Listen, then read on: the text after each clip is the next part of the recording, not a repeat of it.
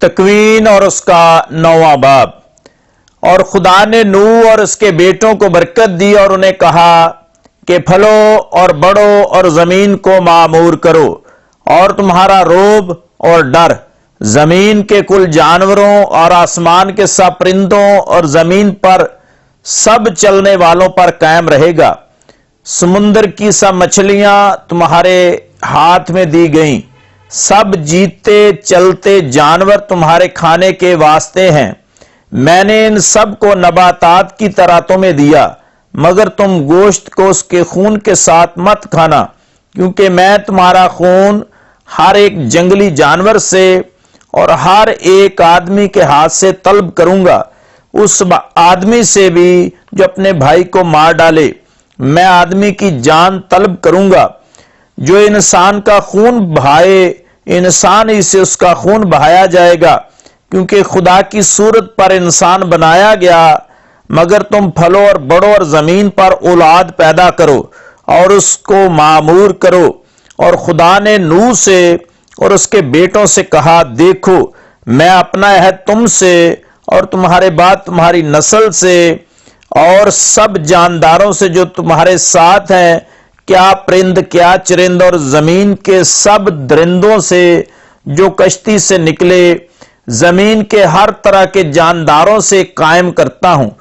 تم سے میں اپنا عہد قائم کرتا ہوں کہ کوئی جاندار پانی کے طوفان سے پھر ہلاک نہ ہوگا، اور نہ طوفان ہی دوبارہ آئے گا کہ زمین کو تباہ کرے۔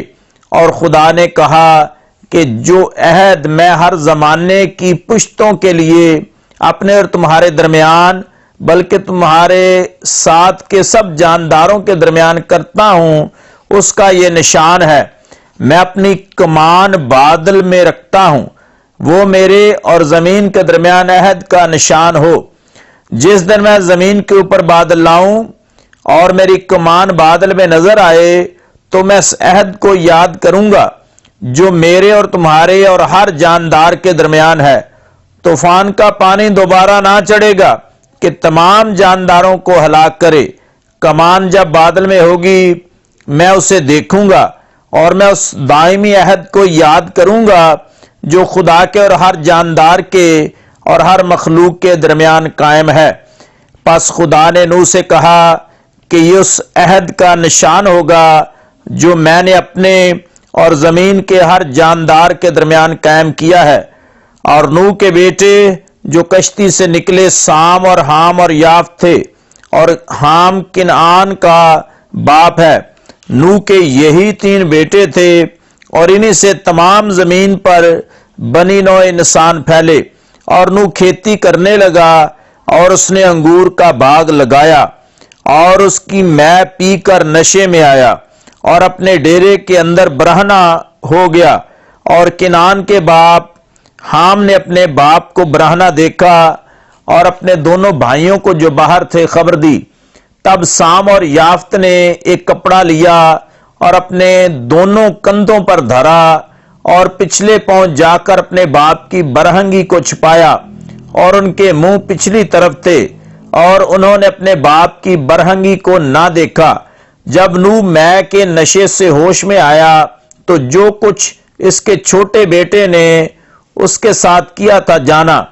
تب وہ بولا کہ کنعان ملعون ہو، وہ اپنے بھائیوں کے غلاموں کا غلام ہو۔ پھر کہا، خداوند سام کا خدا مبارک ہو، کنعان اس کا غلام ہو۔ خدا یافت کو پھیلائے کہ وہ سام کے خیموں میں بسے، کنعان اس کا غلام ہو۔ اور طوفان کے بعد نوح 350 برس جیتا رہا، اور نوح کے کل ایام 950 برس ہوئے، تب وہ مرا۔